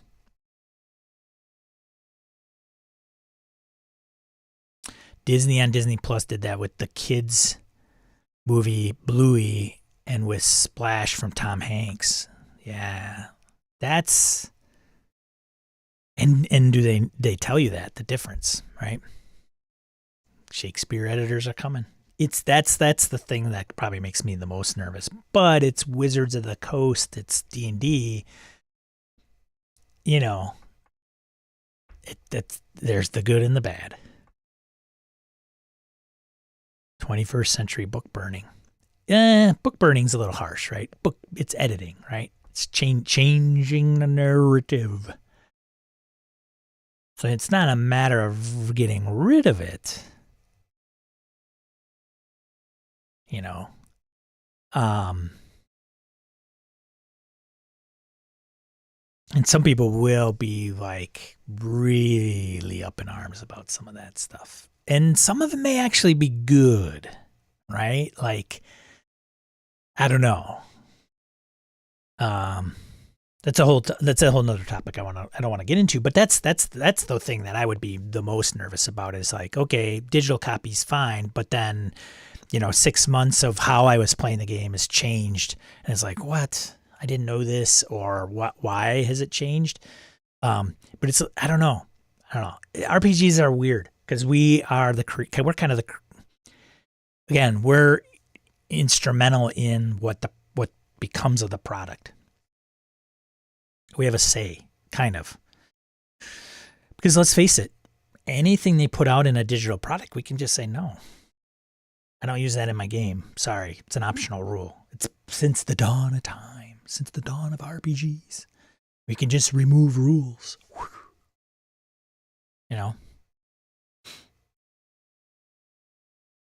We did it as kids. Sit down, Monopoly, race the car around the board. If you pay me $10, then I can move. Like, what? It's not even the part of the game. Kids are creative.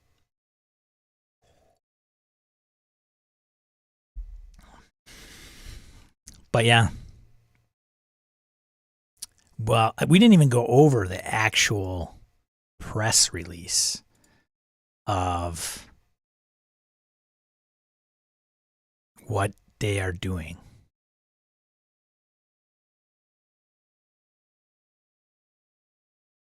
For those of you that don't know and might have caught bits and pieces, I think, is this the press release? Preview of the digital space utilizes a tie shift camera to purposely make things look small, like miniatures on a table. This way, it's a digital version of the view players have at a game table and can't be confused with a video game.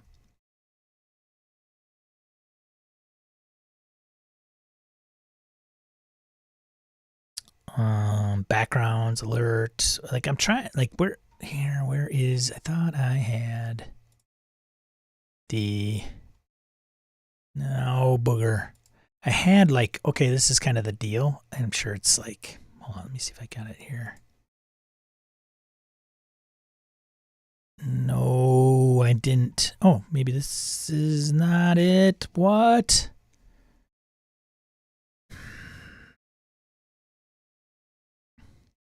Maybe this was it. I just overlooked it.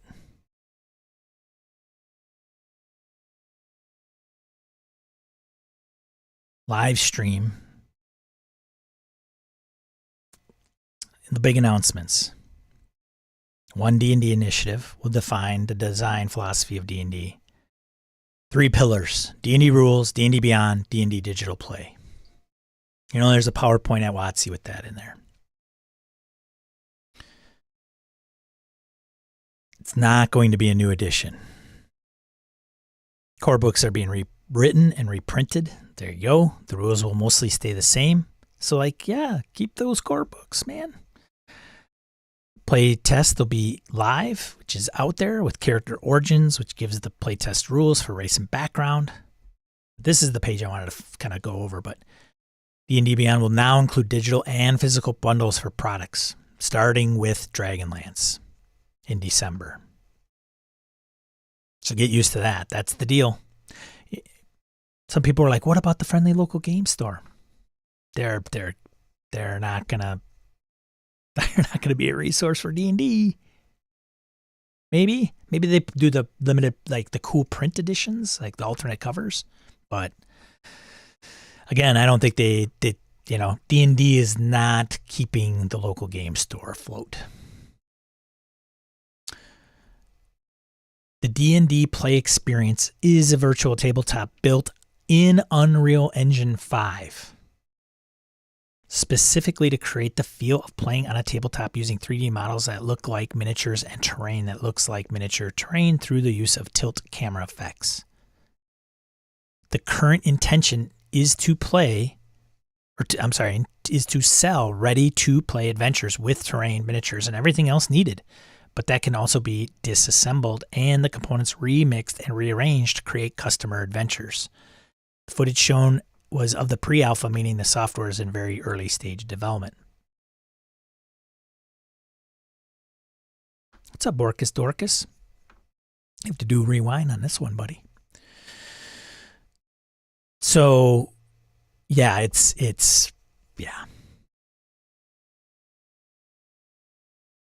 The Legend of Drizzt. I didn't know there were 39 novels, man. 39 books. Damn, Rob. Damn, Bob.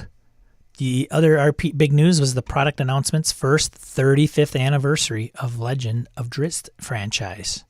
All 39 books in the series will be reprinted, both physically reprinted and reprinted digitally, with all new covers.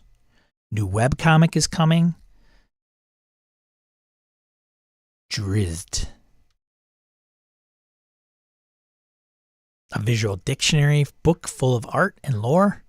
Well, Bob, hopefully you're getting a little bit of a windfall from them there. Nice animated trailer for Spelljammer Adventures in Space, along with a new trailer for a new starter set to be released in Japan. Did you guys see that trailer? That Japanese trailer? I saw it. I wasn't listening. I didn't have the video on.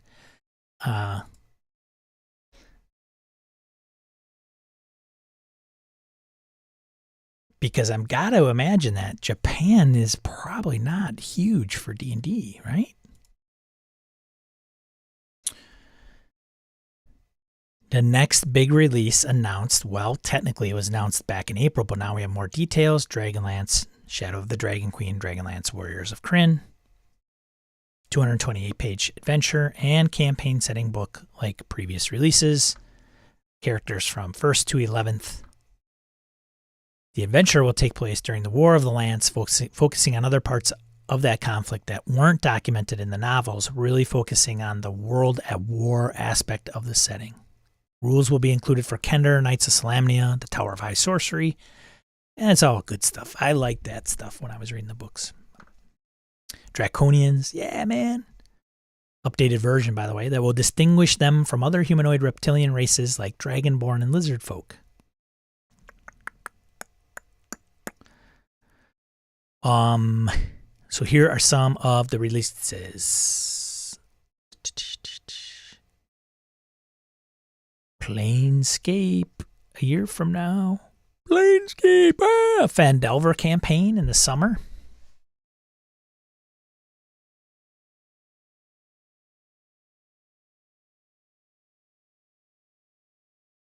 Bigby presents Glory of the Giants. D&D. So people now can feel comfortable buying these, knowing that that 5th edition maybe isn't going away. It's one D&D. Does it make... Because back in the day, right? Hey, we're going to 5th. Like, we're no more 4th. Well, why am I going to buy this 4th edition book? The production cycle stops. I don't know.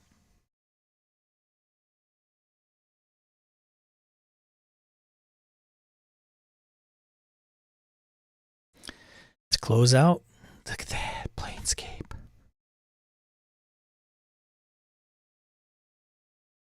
A new setting book will allow players to explore Sigil and the multiverse beyond.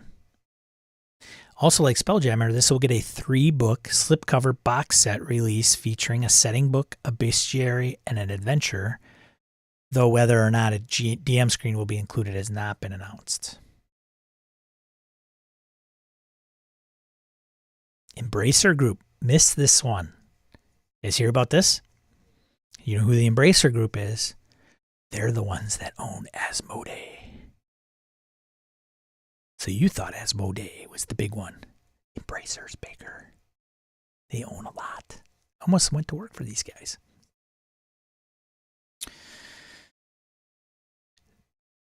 So they announced the acquisition of Middle-earth Enterprises, purchasing the rights to The Lord of the Rings and The Hobbit. How does this impact all things Lord of the Rings? I have no idea.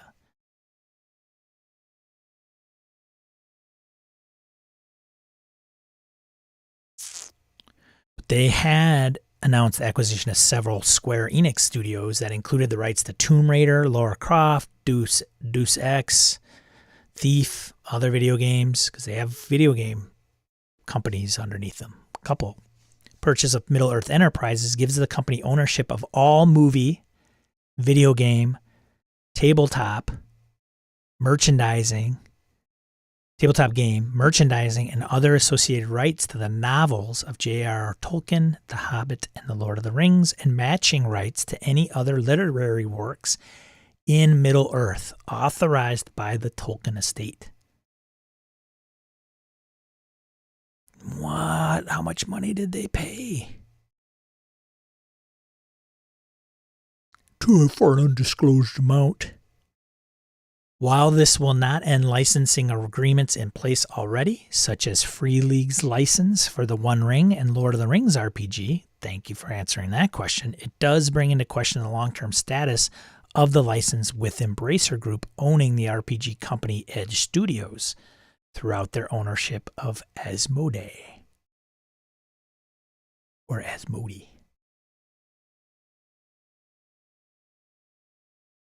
Something's afoot at the Circle K. So I don't anticipate subsequent editions of the One Ring from Free League or anybody else other than Edge. And do they use the Genesis system? Or something similar? Legend of the Five Rings?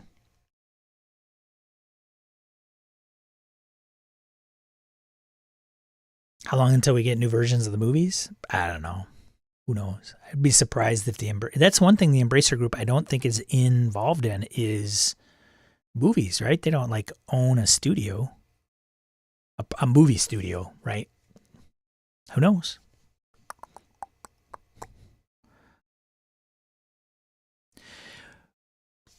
Game of Thrones is coming out soon. And then Lord of the Rings, the Rings of Power, right, on Amazon. You guys excited about either one of those? I sent out an email. Being a recruiter, sometimes tech folks can get a little perturbed at our approaches. So I send email to tech people and say, hey, you're looking forward to Game of Thrones, Lord of the Rings, or none of the above? Get some responses when you put nerdy stuff in those.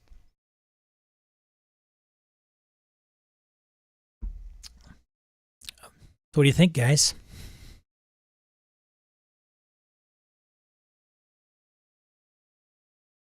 Well, feeling good? Feeling good?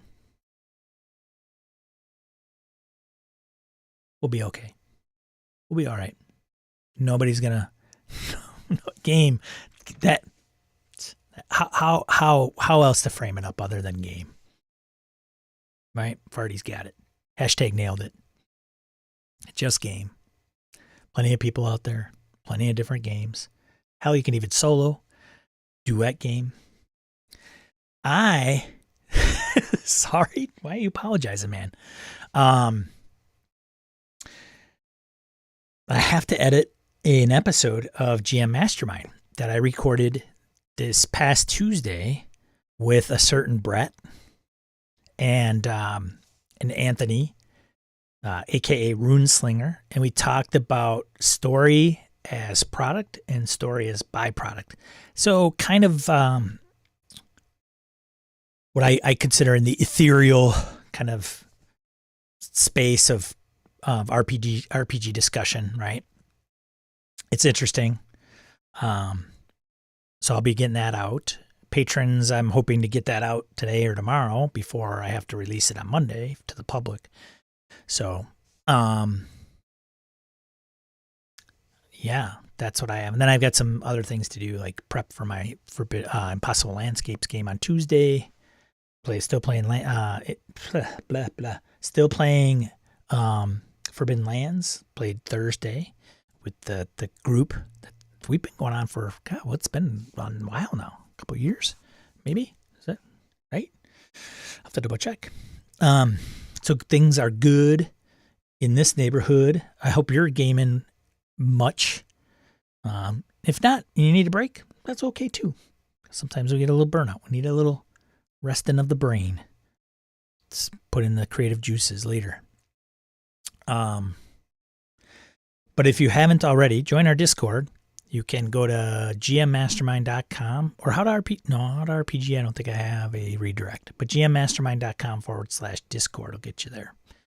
Good discussions. Let us know what you're playing and have fun. Have fun there. Just started a Forbidden Lands game. Great fun so far. Cool.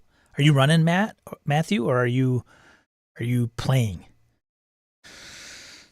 We have one of our members of the group, clever name Wayne. I don't know if Wayne, you didn't join us today, but he's talking about running. Cool. He's talking about running it for one of his groups, and we were kind of, Harrigan and I were kind of providing our own 2 cents worth. Forbidden Lands, fun game. Where are you with Impossible Landscapes? We just started, so the group just got to the McAllister building,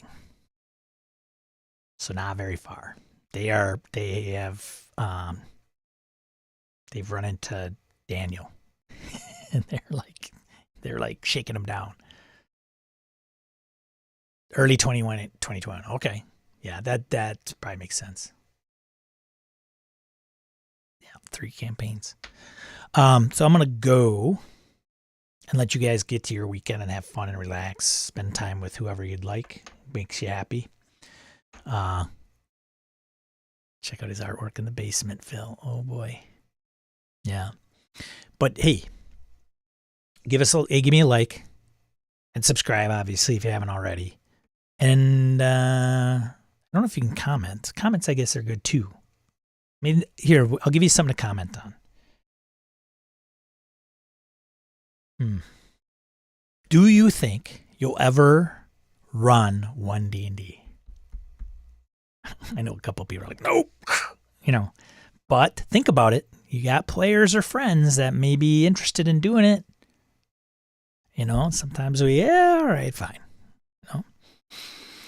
But, or if you're excited about the virtual tabletop, I am interested to see. I mean, if the thing is now, when they were trying to do it back in the day, there wasn't anything that they could just pillage and morph into their own, right? There was no Unity engine or Unreal engine that they can just take advantage of. Now they do. They can just take that, boop, and then have developers plug into it and create the VTT of role-playing games.